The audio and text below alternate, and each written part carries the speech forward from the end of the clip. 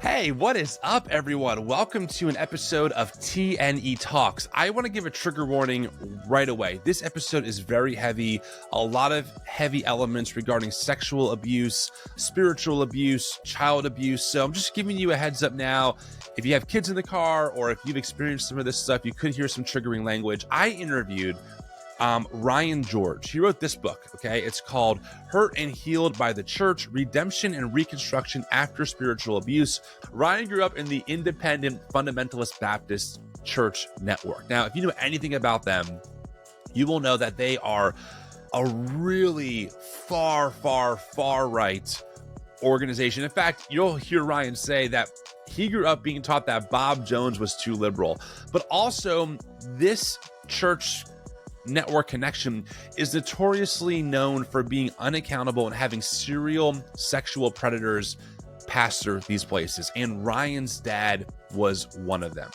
Yeah, this is a very intense story. I was honored to have Ryan come on, of how he grew up and how he churned the page in his own life and the work that he did to find spiritual healing. We talk about a lot of things like that. So I really think you're going to enjoy this episode. It is a different kind of conversation, but I think a very necessary one. So Ryan, if you're watching or listening to this, thank you so much for coming on the podcast. It means the world. And friends, if I could just be honest and real for a second, I want to just say a sincere thank you to all the listeners out there who listen to the podcast. Since we've been doing this new format where we're doing 3 episodes a week, yes, it is a lot more work on my end, but I really love it. And it seems like you, the audience, are resonating with it. It is truly an honor and a privilege to be able to do this work for a living and to talk to you and to have people listen. Like, I don't take that for granted. I don't take it lightly. I know it is a rarity to be able to do what I do for a living. And I love doing the podcast. I love bringing you guests. I love doing the response. I love doing the recap with April. Like, I love all of it.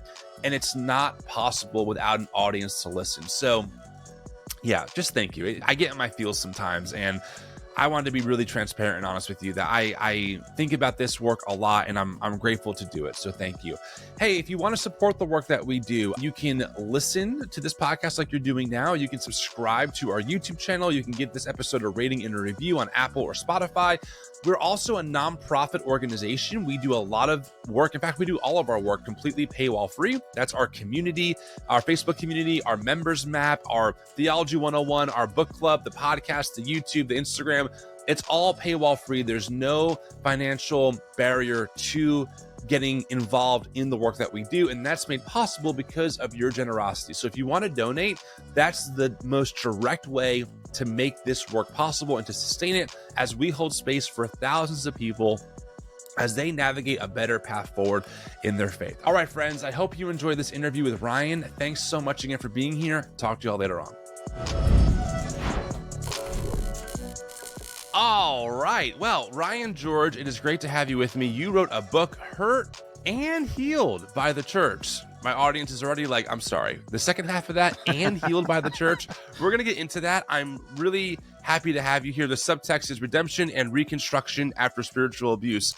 You know, you just said a bunch of things that for a lot of people might not compute completely, right? Because we cover a lot of the abuse side of the church. And we obviously do cover better ways forward in our faith, but it's not super often you have someone who has that both and experience of, hey, I was actually abused by the church, and then the church also helped my healing from that abuse. So I'm looking forward to getting into all of that. Thank you for making time. It means so much. Oh, I'm glad to be here. I'm looking forward to this conversation. Well, let's start here. I mean, my understanding is that you did grow up in a Christian environment and that you were part of the IFB, like church denomination network. Give me some of the backstory of how you grew up and what kind of church you grew up in.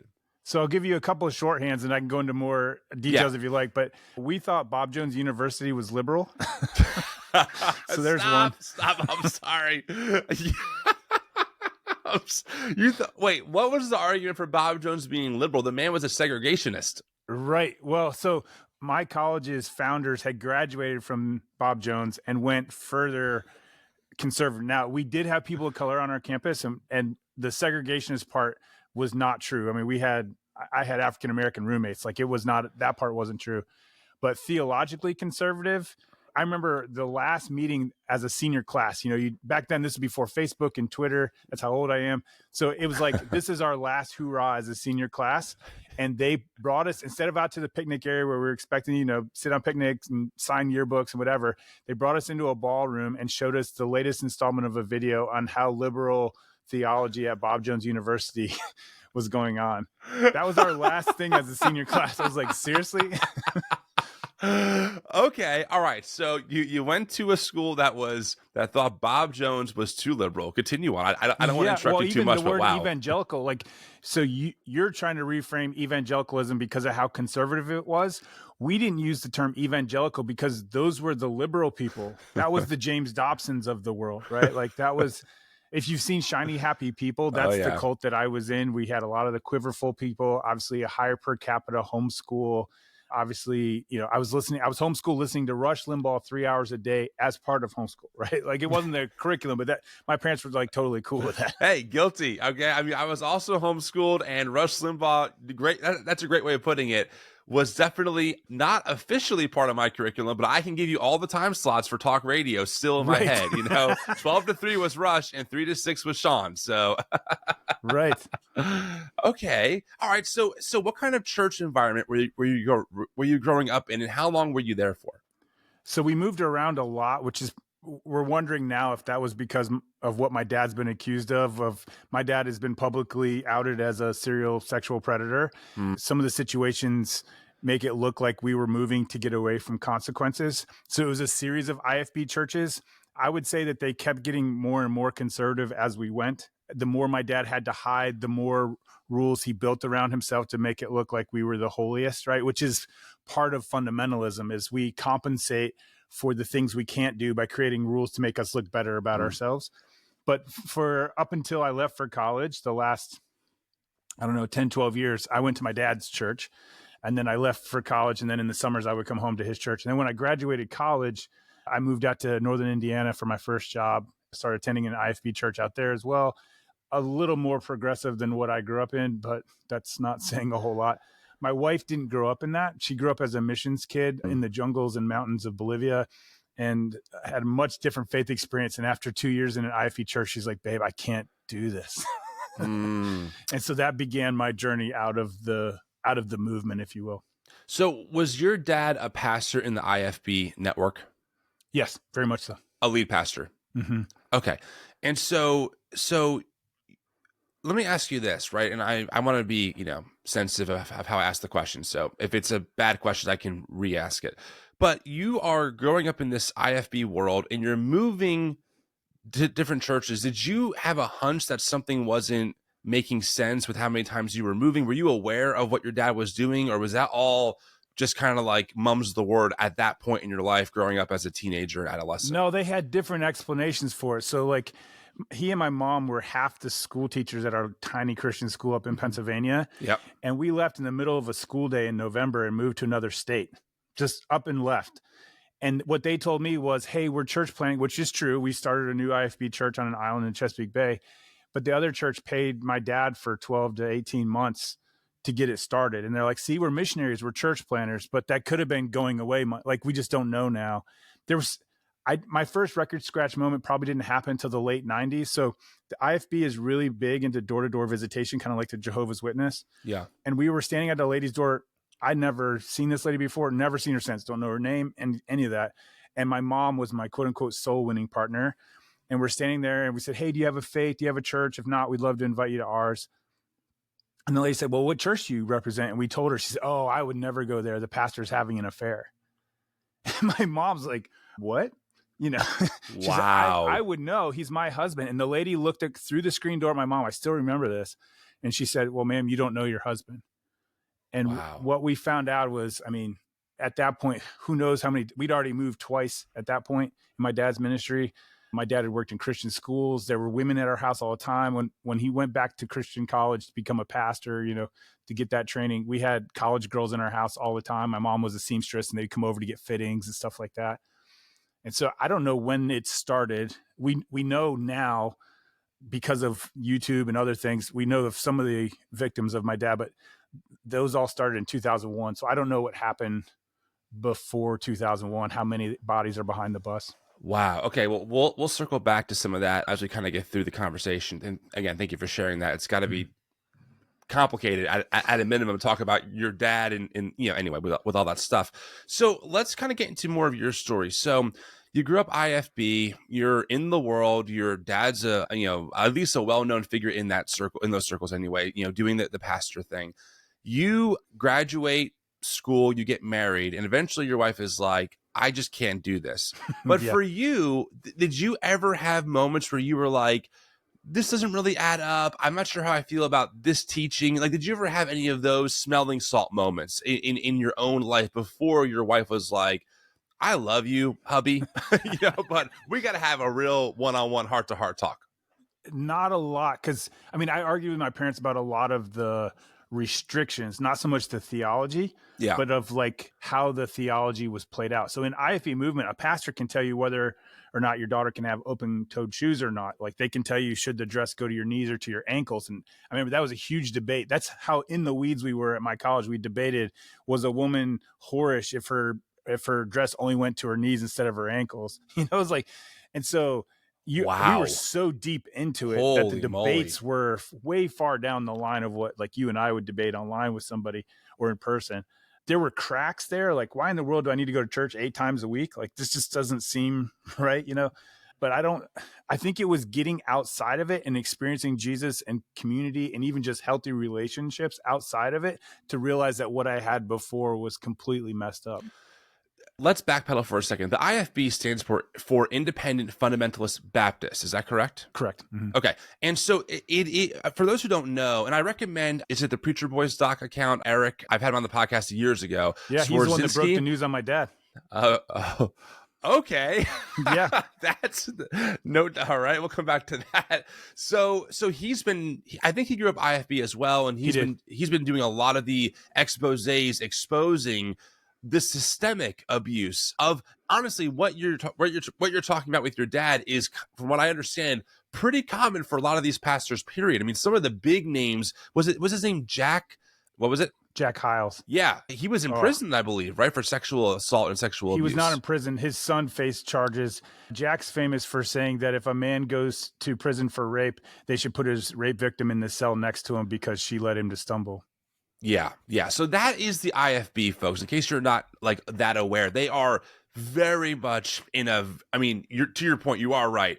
They are, I wouldn't even call them conservative. They are just as fundamentalist as you can get in the fundamentalist world, where you're debating, to your point, in college, if a woman is, use your words, whorish, if she's wearing a skirt that goes down to her ankles or her knees. And we were considered liberal. There was one step further where all the girls had to have the same haircut, so that one girl's hair couldn't cause a man to stumble just because it was different. Like, wow. There's so many grades of this. That's the I part of it, right? The independent is every little despot. In the book that I just wrote, I compare it to the Arthur who pulled the sword out of the stone. Yeah. And they convince everybody, like, look, I have the sword, so I can make all the rules. And so what you have is all these independent fiefdoms and one dude. There's no accountability. There's no elders. There's no denomination. They all put Baptists on the sign, but they're not reporting to any other. There's no even Southern Baptist convention type stuff. Wow. Every one of them get to make up their own rules. And so what you do in your IFB movement is you move from church to church until you find the flamethrower that matches the things that you hate, right? Like, yeah.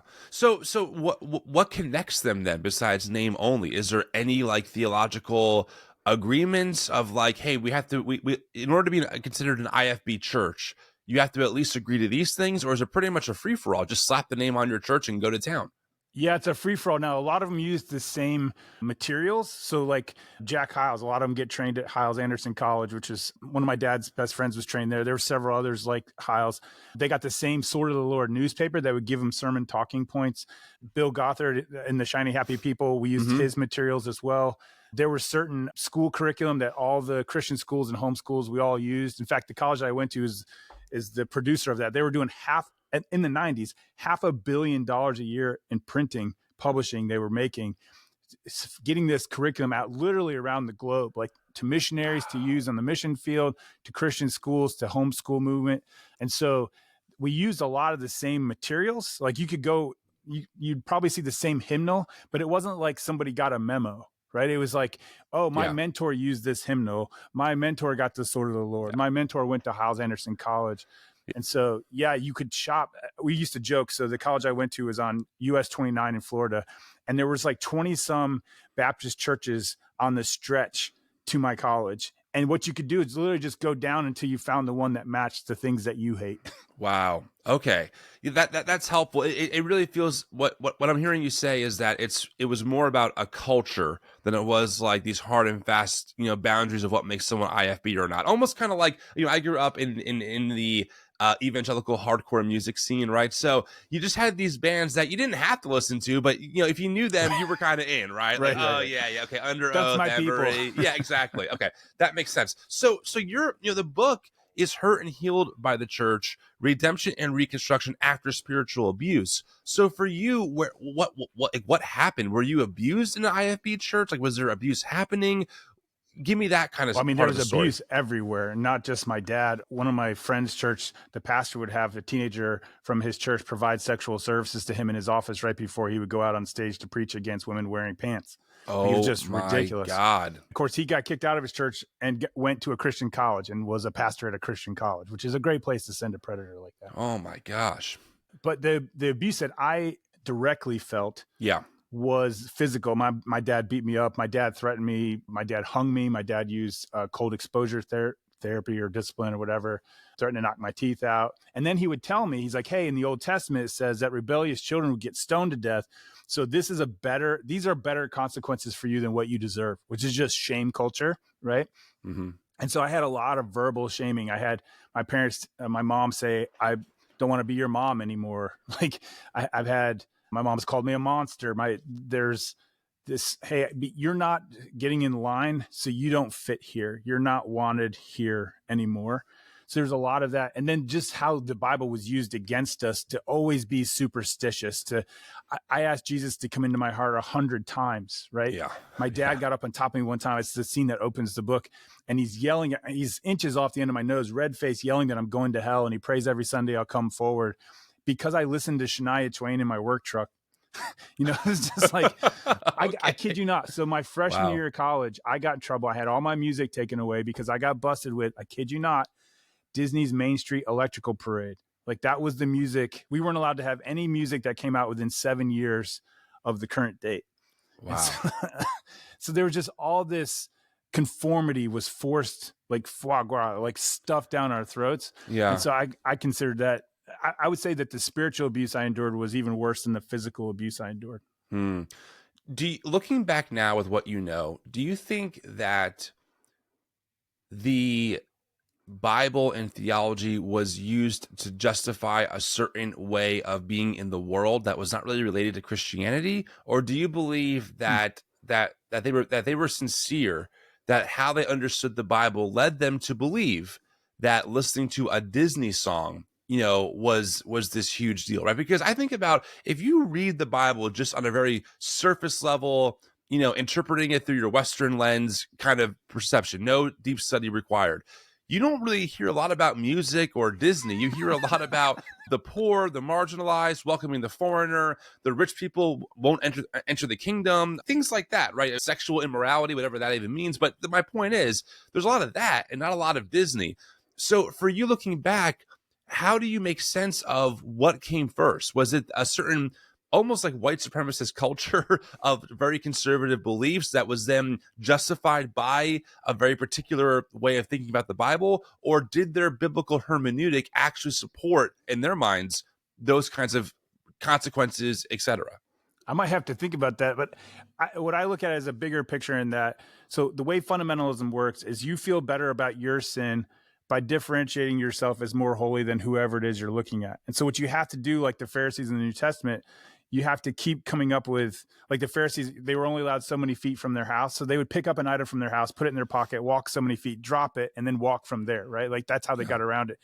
And so what they do is you build your theology around your practice. Does that make sense? And you go proof text and you find, there's a verse in the Old Testament that says, do not bow down to the tree with golden bulbs and lay gifts. So we had a guy who got up in the pulpit at my dad's church and said, this is why we should not have Christmas trees or exchange gifts at Christmas, right? So proof texting, it was a way to accommodate your attempt to cover your sin by coming up with things to make you feel holy. And so they had verses for why you should not have music with a syncopated rhythm. They had verses for why women should have covered down to their ankles instead of their knee. Like, they went and found whatever it was they needed. And then they would use verses like, if you know to do right and don't do it, then to you it's sin. And so then they would say, these rules that we've made up, if you don't follow them, you're not orthodox, but two, that means you're sinning. And so you need to confess and get right and fall in line.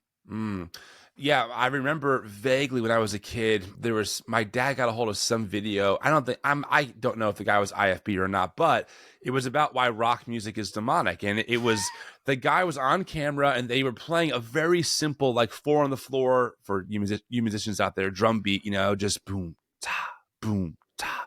And the guy stops and goes, and that is a classic rock and roll beat and is demonic. And my dad just bursts out laughing. And we grew up pretty conservative. I'm not going to use the word fundamentalist compared to what you went through, but definitely a very, hymns only, especially in the beginning, kind of household. So yeah, that's just very interesting to maybe make the connection. And to go to your white supremacist comment, my college would go one step further and say, these are the beats of savage African tribes that are sexual. So it wasn't even just that it was evil, it was that it was sexual. Gosh. And so we can't invite sexuality into the church service because sexuality is how the demonic forces would influence our church. Yeah, and meanwhile, pastors are sexually assaulting minors and other women, right? And cheating on their wives. Like, oh my goodness. So when did you realize that how you grew up was not necessarily normal, and what gave you the lens to look back and say, oh my gosh, I was abused. Like, these methods of discipline, they were not just discipline, they were abusive. This spiritual theology I was taught is actually incredibly abusive. What was the shift from you going inside of that house to looking back outside and saying, holy moly, what happened to me? It wasn't like an AC/DC moment for me. It wasn't like a lightning strike. It was in grade. So the longer I was in healthy spiritual community, the more I saw that what I had before wasn't healthy. Once I started going to therapy and going, oh my gosh, like, this isn't, to have someone like mouth agape looking at you like, your dad did what? Like, your dad hung you? Like, who hangs a child? That kind of thing. Yes.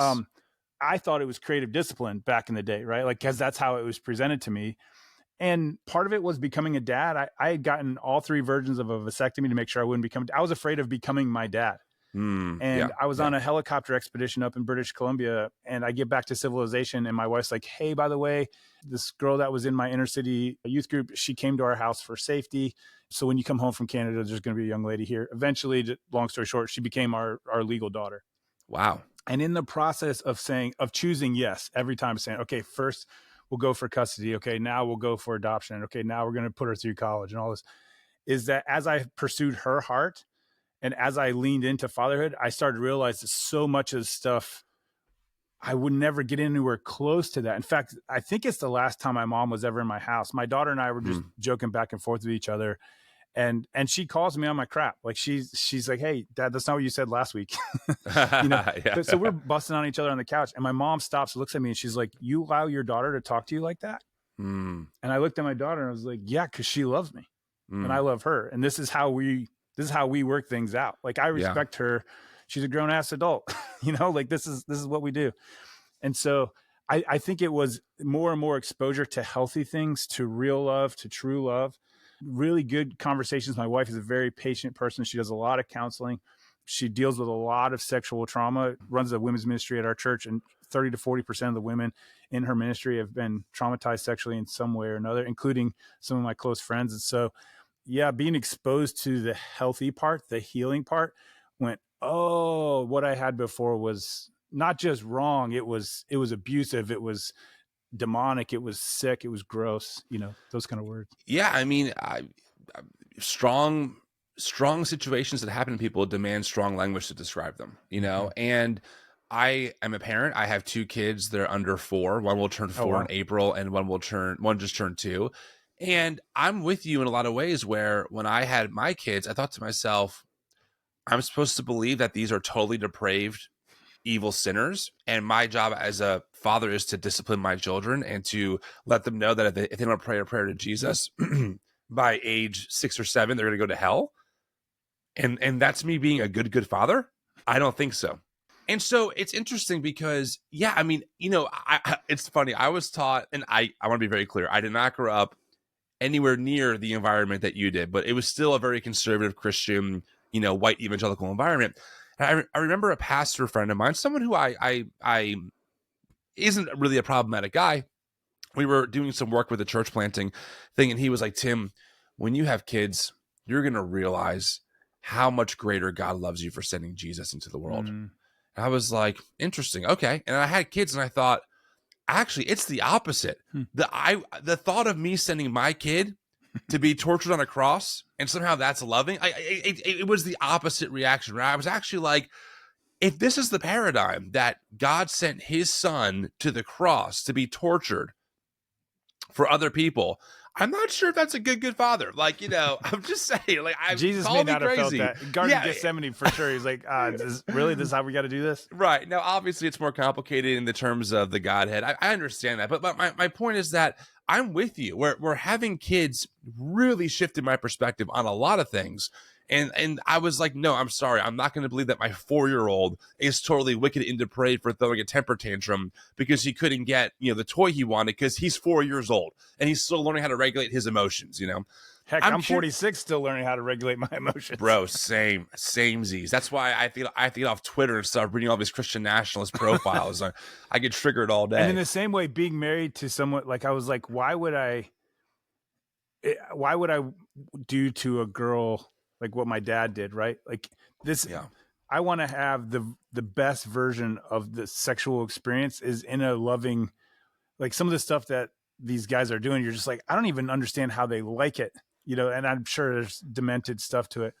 I'm sure pornography, even child pornography is part of it. I don't know what part of that my dad struggled with, but I couldn't imagine doing that to someone I cared about. I couldn't imagine the sexual experience being based in that. I completely agree. You made an interesting comment about being worried that you were going to become your dad. Mm-hmm. Talk to me about that. I think that's actually a very important maybe point that people don't always talk about, right? Like, maybe there still is a fear of like that person's DNA, like that's part of who I am. What if I am someone who kind of follows in the path of my dad in this way and ends up becoming someone who's sexually abusing women? What was that like navigating or even for you? Verbally and physically? Right, exactly. Like, yeah, exactly right. Yeah. So walk me through those thoughts for you. Well, so physical abuse is generations deep in my family. My grandfather was beaten by his father with chains. My dad was beaten. My uncles were beaten. My dad learned how to be a parent. Like, he came by honestly, if you will. There's a guy one of our forefathers, my uncle was telling me about, had a book written about him, and in it he was mentioned as the meanest man in America. So this violence was generational for me. And we know, like, other things in life are generational, right? Like whether it's body chemistry or depression or whatever it is, sin flows through, and dysfunction and body chemicals flow through genetically, right? Totally. And so I was scared, and even before I met my wife, I was physically abusive to my sisters a couple of times, probably 3-4 times actually. And I remember being scared by that. Like, oh no, how could I do this? Like, how could I hurt my sister, And I remember I told my wife when we were engaged, before we were married, I said, if I ever touch you in a way that's not, affectionate, I will sign the divorce. Like, it will be no contest. You don't feel like you have to stay. Like, if you're scared of me, I understand. And I don't want you to feel how I feel around my dad. And thankfully she's never had to take me up on that. Right. But early in our marriage, there were things in my attitude, there were things in my perspective, my worldview that were so much like my dad that my wife, like, one of the worst things she would say to me is, you're acting like your dad right now. And that would shut me down. I mean, and it had its effect, right? I would stop whatever I was doing in that moment and apologize. And I remember one of the most healing things she said to me, it was soon after I started therapy. And she said, Ryan, you are so unlike your dad. Mm. And it was one of the most healing things she's ever said to me. Right. And that I've had my sisters have come around and said, other people, they're like, the distance that you have traveled, emotional maturity, spiritual maturity, whatever, in the last 10 years is like, we can see the difference from just hanging out with you. And that is God's grace in my life and redemption to change. Cause I could have easily been my dad, hurt people. I could have kept that chain going. It sounds like you put in a ton of work emotionally, and mentally to really rewire your brain to have different responses from what your dad would have had, which I really commend you for. It sounds like you're close to your sisters and that you guys get along. So that's really great to hear, because you're right. Listen, all of us in our own way commit harm to people, right? Like we're human, we do bad things. We're, in that sense, I agree that yes, we're broken. And it's repentance, and it's turning and going the other way, and it's trying to repair that harm, right? That is the gift to do better. And some people say no to that and continue in that cycle of harm that only gets worse and worse. And some people put a lot of work in to say, I got to stop this cycle like immediately. And so I have to put that mental and, and the spiritual and the emotional work in to be the best version of myself that does not continue to continue participating in harm. So I think that's really powerful for you. And I love to hear that. I think that's great. I'm assuming at this point, you and your parents are not close. Do you talk to them at all? Is your dad around at all? Is your mom around at all? Or is it just, I had to cut them off completely? So when one of the victims came forward, she asked me to go speak to my dad with her, which was an incredible honor, right? To be the son of her abuser. I went up with her husband and an off-duty police officer. Wow. And we said, hey, because we didn't know what my dad would do, right? And my siblings and I had talked on FaceTime. I was there with her as she told each of my siblings, because we were friends. We'd been on vacation with this girl. Oh, and boy. She, we all have spent significant time with this young lady at the time. And we went to my dad, and my siblings and I were on board we didn't agree on all the boundaries we wanted, but our first instinct was to try to get dad healing. And so we said, hey, Dad, you need to get into counseling.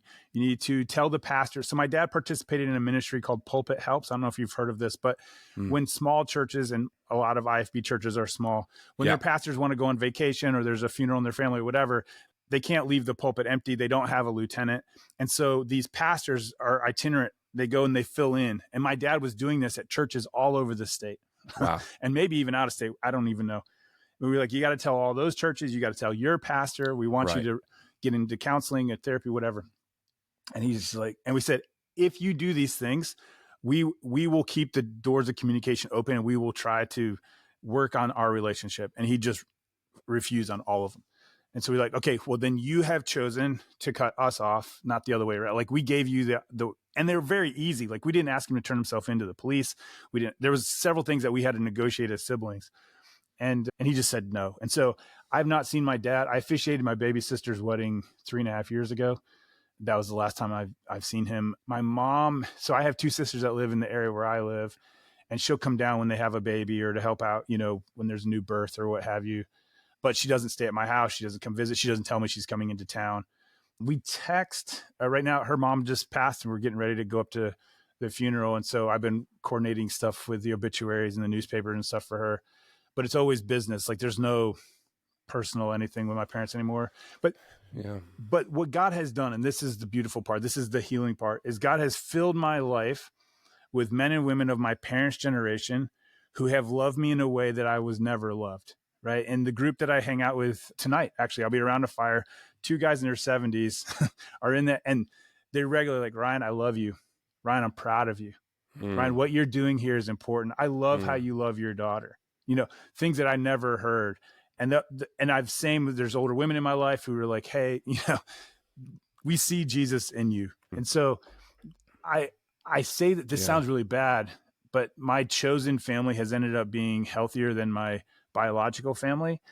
And so I just have a different definition of family and of parenting and of childhood, if you will, to older people in the faith, people who've taken me on trips and said, hey, let's just talk about what you're going through. Tell me about how you grew up. Let's talk about it. Yeah. So go ahead. Okay. So I want to get into this kind of second half of how you were healed by the church, and we'll do that. I think just to kind of wrap up the bad stuff and the do you anticipate like your dad getting any criminal charges at this point, or is it just like too hard to prove? It's just so long ago. It's gotta be so difficult. I can imagine for you, it's got to be so difficult as this is my dad. I was abused by him. He abused other people in potentially some heinous and terrible ways, right? I mean, Absolutely. sexual abuse is the worst gross. form of abuse, especially when it's under. There's so many layers to that when it's underage. And also, like, this is my dad, and what do I do with that? And like, I want him to get help, but he doesn't want to get help. You know, how do you navigate that part of like, what do you do with this, right? Because if your dad did criminal sexual acts, can he face justice? Are victims going to come forward? Maybe they don't want to come forward. I mean, where are we at in that part of the situation with someone like your dad facing justice for his alleged crimes? Yeah, and before I answer that, just to say, like, I think it's even worse. So what my dad would do, this is a pattern we've heard from at least two of his victims. He would assault them, and then out loud, he would pray for forgiveness in front of them, and then say, see, I've asked God for forgiveness. We know from the Bible he's already forgiven me. So now you don't need to tell anybody, because now that would be gossip. Oh my goodness. Yeah, it's that gross, right? Wow. As far as the legal side of it, I've spoken with law enforcement in the state of Maryland. So we only know, again, we only know of two of the victims, and victim one, like that we know of chronologically. When she told my mom, there's two witnesses that heard my mom say, "Oh, not again." And I don't know what came before "Oh, not again." And I don't know if that was decades, if that was years, I don't know. Right. But so I've told both the victims that I do know, because they were people in my church growing up. Like, we're friends. I've gone camping with these people. I rented a jet ski with one of them once. As I said, I will do whatever. I have no problem with my dad facing criminal prosecution. I will help in any way I can. I spoke with one of them's attorney, and he told me, he's like, man, your dad was just so slick. Like, it's as if he knew the day of reckoning would come, and he was prepared for it. I've spoken to law enforcement. There's a detective working on it in the county where my dad lives. Okay. And I said, here's what I know. And here's, like, I can only tell you what other people have told me. So, like, I can give you their names or what have you. I said, I did not know this was going on. When the cases that I do know about were happening, it was when I lived in northern Indiana, and maybe a little bit when I moved here in Virginia, but both of them are hundreds of miles away from where my dad was. So I didn't know. And I'd left that religion by the time I got to Virginia. So yeah, I've helped as much as I can. Statute of limitations is a problem with several of the cases. There's only one case left where statute of limitations is in play, and the victim said, I'm not here to press charge. Like, I'm not trying to do that. I've said my piece to him. He knows what I feel. I've moved on, and I respect that too, right? Like, if she wants, right, it's her call ultimately, right? Like, it's not your call. It should not be anyone's call but hers. And so, yeah. But there may some come out of this. You know, I'm doing a press tour around this book, and I've already had someone reach out to me on Facebook, like, hey, I was in one of your dad's churches, and I've got some receipts if you want to catch up with me. So I'm supposed to, after book launch and everything slows down a little bit, I'm hoping to connect with him and find out some more. But I just don't know the extent of it. And at this point, my dad, especially with putting out a book, my dad knows that I'm going to act on it. So there's no way in hell he's going to confide anything in me, especially since, he's blocked on my phone. Yeah, 100%. Okay, well, I appreciate you sharing that part of the story as well. And so let's turn the page, right? The second half of the title of this book, Hurt and Healed by the Church. Now, let me just be very clear. If anyone has an excuse or a reason not to be part of the Christian tradition of the church, you got all the reasons in the book, right? And I want to be clear, for other people, some people, what I say, I'm going to curse your audience, but FYI, no, maybe you do a little bleep here, but some people get so fucked up by the evangelical church and basement that when they get above ground, they run straight out the door. And I think that is a valid response, right? Same. People should not be forced to stay in spaces that for some cause bodily panic attacks, right? Like actual PTSD level trauma response. That's totally fair. That's not your story. And so we have to hold space for a wide variety of stories. So I want to hold space for yours, and I want to give you time to kind of explain why and how you found healing in the church. Like, what was that journey like for you? Because a lot of people are like, hey, I tried it, I'm out. And your story is like, actually, yes, the church and my family really hurt me. And yet I also found healing in this place as well. Talk to me about that. Yeah, I find a lot of parallels to what the disciples were going through in the gospel biographies. Of they were downcast in their Judaism, like the Pharisees, whatever. There was so much going on in their culture where there was this religious elite who said you got to follow all of our rules, and maybe then you'll be good enough to go to heaven, type of thing.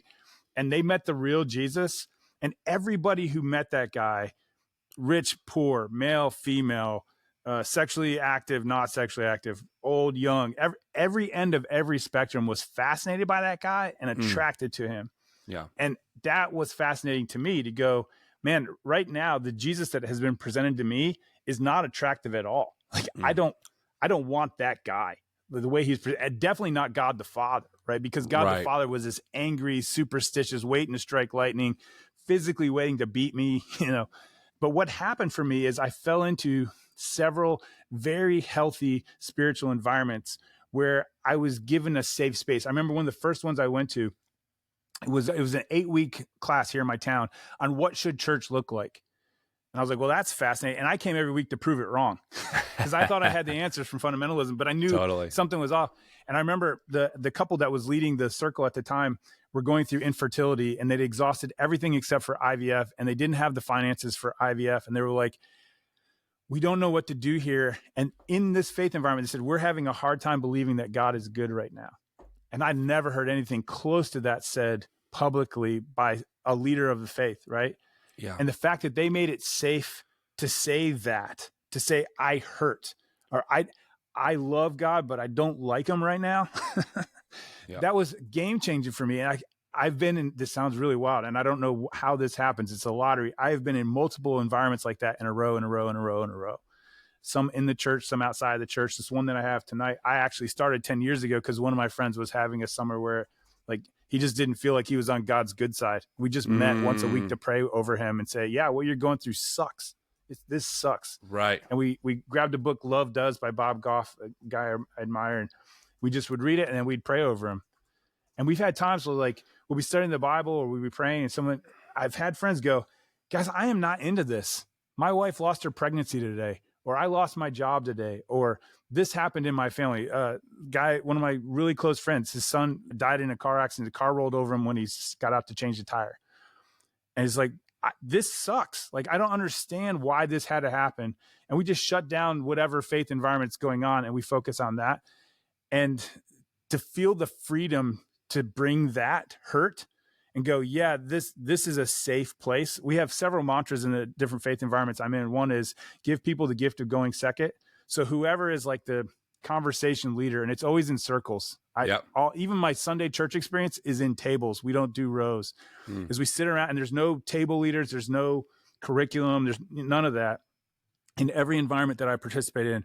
And we just go, hey, what do you need to tell God this week? Like, what hurts? What's awesome? Can we bring that out? And having the freedom of me going first, or whoever's leading the table discussion, to go, this is the good thing, this is the not good thing, and to go as deep as you want for that table. And so you set the expectation in those circles for people to get raw with their pain. Okay. I hear you on that. I think that's amazing. I'm going to ask a follow-up question. Sure. It sounds like, though, you could have gotten that somewhere else as well, right? It sounds like a lot of what you're doing now is really a very human connection, holding space for other people, letting us get our thoughts out, and us being honest about how we're wrestling through maybe the sovereignty of God and the reality of our situation, right? And that's fair. So what I'm curious about is, for you, right, why still the Christian church? Like, why not some other kind of meeting in some other, either maybe religious tradition or just a non-religious one that's still the same principles of holding space, being able to share? What was it for you that you went, no, there's still something here about this Jesus thing, this Bible thing, this church thing? What were those elements for you? So I do participate in non-church. Oh my God, you're a heretic. I knew it. I knew it. But also, I claim the promise. So Jesus said, if you want to know me, if you seek for me, you will find me. And I've claimed that promise over and over. So I don't know how much they put in the press kit or whatever, but I've been to all 7 continents, both polar circles. Wow. I'm an adrenaline junkie. I've been to 30 countries. I've gone to church in 5 continents. Wow. And what I do before I leave the country, I get about $5,000 to $7,000 of free airfare a year. That's how I can do this. So if you're willing to sleep in a hostel in a tent, you can see a lot of the world. And I backpack a lot, right? So, I mean, you can do it on the cheap. But before all of these trips, I say, God, I want to find you. I want to experience you in this place and find out why it is I was drawn to go to these islands south of Iceland or to the Arctic Circle. And when I have pursued him, he has shown up in super personal ways. I remember the first time I went to Iceland, black sand beach, black water, black night. I was there at night. It was cold. And our daughter had just come to live with us. She wasn't officially our daughter yet. And my world was topsy-turvy. Like, I had no idea what end was up. Yeah. And I remember standing on that beach in the dark, black everything. It felt like I was in some sort of green screen movie, and saying, God, my life feels like this moment right now. Everything is black in every direction. And I don't know where the horizon is. I don't know where I don't have any of this. And 3 days later, I came back and we're in a church service, and our church has like video playing behind the lyrics when we're singing. And it was that specific beach that I was standing on that was in stock footage. And the song lyrics were something about, you can trust me in this hard thing, And I was like, yeah. Holy, right. This was but the video guys didn't know where I was standing. They didn't know I'd had that prayer. And I've had these moments over and over where I've asked Jesus, I need to know this is true. Yeah. I need to know you're who you say you are, and that this healing is coming from you and not just like something that I feel better about or some book I read. And every freaking time he does. And that's why I've been blogging for the years that I have. Is I'll go to some random place, I'll pray that prayer, and then I put my antenna up and that prayer gets answered. And obviously it's wishful thinking. I'm expecting. So of course I'm going to find something, but man, it has been utterly personal. And I knew that it changed for me when I could listen to songs about God the Father and feel comfortable, because I don't know if you've heard this theory. I can't remember which Christian counselor talks about, but you can tell what wounds you had in your family by which part of the Trinity you pray to. Oh, interesting. And so, I've never thought about that before. Yeah, that's a great point. It's a great, I can't develop it all here for you, but I found out all the time I was praying to Jesus because I couldn't trust my dad. Right. And that part, trying to frame God as a father, I was like, "Ooh, can't do that." And even to go the other way and say God's a mother, which you can see that in Scripture as well. And I was like, "Well, that's not a great option either." Right. Yeah. And so I knew things were changing when I could call God Dad. Yeah. Not like Daddy God, like the girl or your latte. Not that, right. But like just like there's a line in my book. It said, "I've been a child of God my whole life, but I finally found out why he wanted to be my dad." And so that happened in a church. That didn't happen in a counselor's office. That didn't happen in the hiking groups that I'm in, the adventure groups that I'm in, the secular environments I'm in. That personal, no. He wants to father me. He wants to mother me. He wants to parent me. That only came through the faith experience. Honestly, I love that. I part of the podcast is I love having guests on who really have a wide variety of ways to understand their faith tradition and kind of how they're navigating it going forward, right? And I think it's really important to remember that yes, can the church, in our context, the evangelical, conservative, fundamentalist world that we adjacently grew up in, can it do a lot of damage? Absolutely. Yeah. Does that mean that all churches or religious environments are inherently toxic? No. In fact, the data, like actual research, shows that religiosity is associated with better mental health outcomes and a lot of other very positive things in someone's life. The problem becomes when the God that you cultivate in your mind is exactly the God that you grew up believing, right? An abusive God who is throwing darts at you. They actually liken it to having an abusive relationship, but it's one that you create between you and God. But when that God that you cultivate is loving and accepting and approves of you, that is when religiosity really becomes healthy, right? So it sounds like in a lot of ways you've kind of done that, where you've been able to rewire how you understand the love of God, the fatherly nature of God, the motherly nature of God, etc.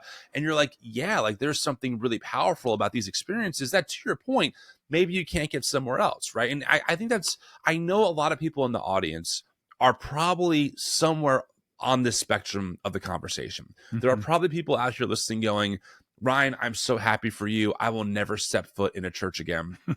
There are probably other people who are way more on the other end saying, of course, like the church is the only place to get any kind of healing. And then you have this group in the middle that's like, I'm not sure where I land. I'm navigating something forward in my faith, and I'm not sure what it looks like.